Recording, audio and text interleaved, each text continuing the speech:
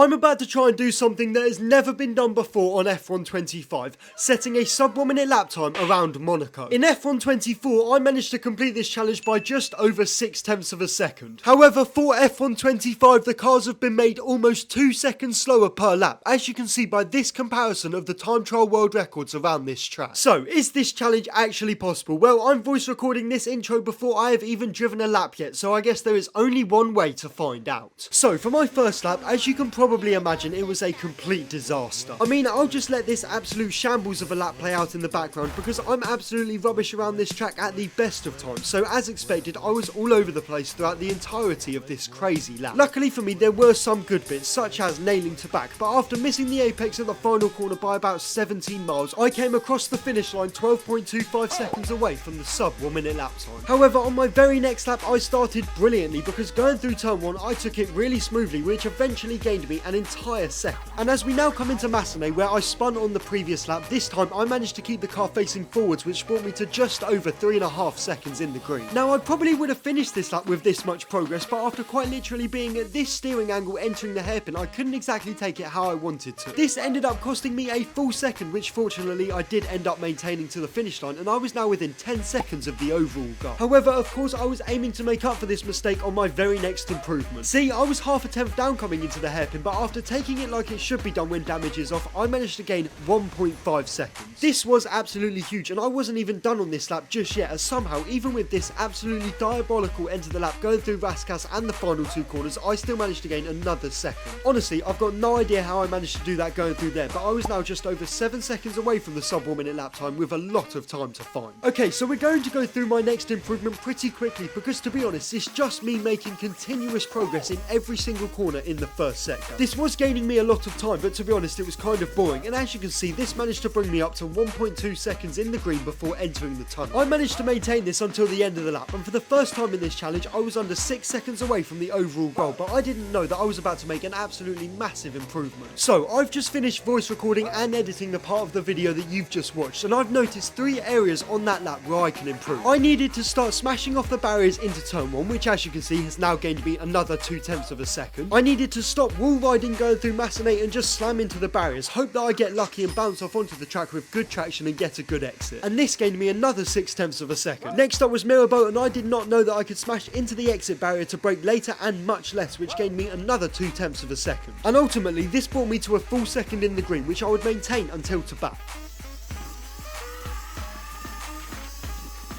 Going through to back, I took it absolutely perfectly and barely dropped any minimum speed. This helped me have an unbelievable run going through turn 14, 15, 16 and 17, where after barely making contact with any barriers, I was now 2 seconds up coming into Rascasse. So going into Rascasse, I went a little deep, but I managed to set myself up for a really good run going into the final corner, where this time I was actually able to keep the car facing the right direction. Ultimately, I ended up gaining another half a second from this alone, and I finished this lap with 2.5 seconds worth of progress. This was absolutely brilliant, but disaster had struck. I had now gone too fast for the F1 game to process, which is a bug which occurs on no rules lap times, and I had now lost the delta feature. This was obviously my reference point for progress, and sadly for me, this would bring the end of my improvements with the time trial cars. This is because after this, I was just all over the place trying to find any bit of lap time. The main problem with this was that I never actually knew when I was making any progress, which was really messing with my head. So it was now time to change cars and exploit my absolute abomination of a maxed out My Team car. Would this help me gain the 3.5 seconds that I needed to complete this challenge?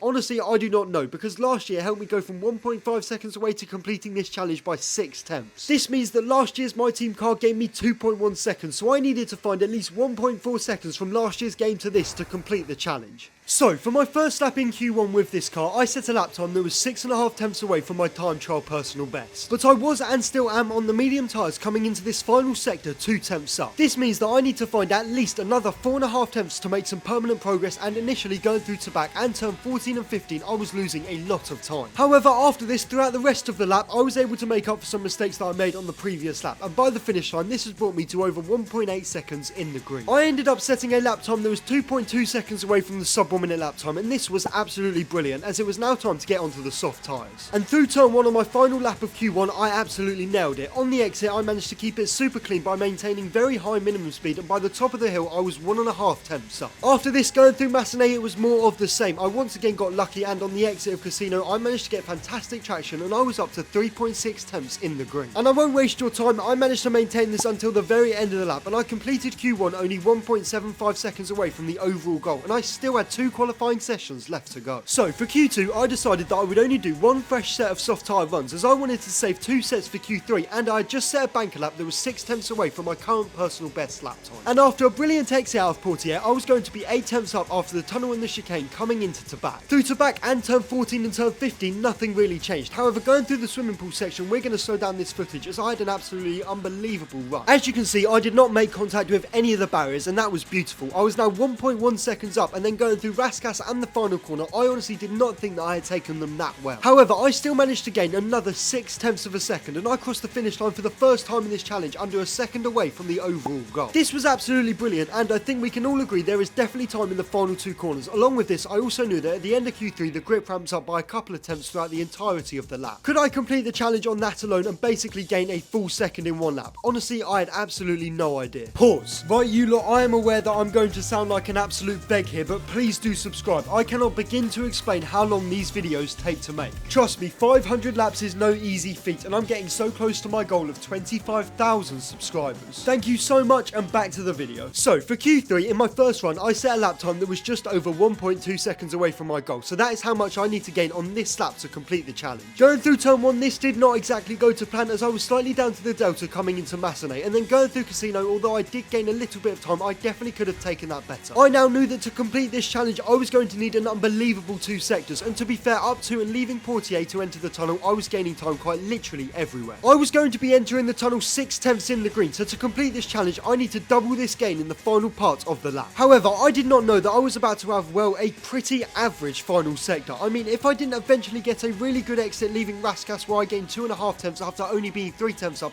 I may not have actually made any progress on this lap. So yes, it was not all bad news. I gained around 2.5 tenths on this lap, and I was 6.3 tenths away from the overall goal of breaking the sub 1 minute mark, but I knew that I could definitely find just a little bit more time. So of course, I restarted the session and attempted to try and complete the challenge a lot of times. To be fair, I did have some good attempts at this, such as being 2 tenths away from actually beating my lap time and then beating it by a few hundredths of a second. But let's be honest, that is nowhere near enough to complete this challenge. My main issue was that I was bottling it at the end of the laps when I knew that I was very close to making big progress, and if you've watched my channel before, you probably know what I'm about to say. I ended up simulating an entire season of my team to attempt this challenge at a one-shot quali session where I could just rerun it loads of times very quickly. This meant that I wouldn't have to waste my time doing banker laps and constantly restarting the session. I could just get into qualifying hot laps straight away and not have the delta feature, which was really messing with my head. Honestly, I thought that I'd only be able to gain a couple attempts from this, and potentially I may have to give up on this video as I would not be able to complete the challenge until I did this.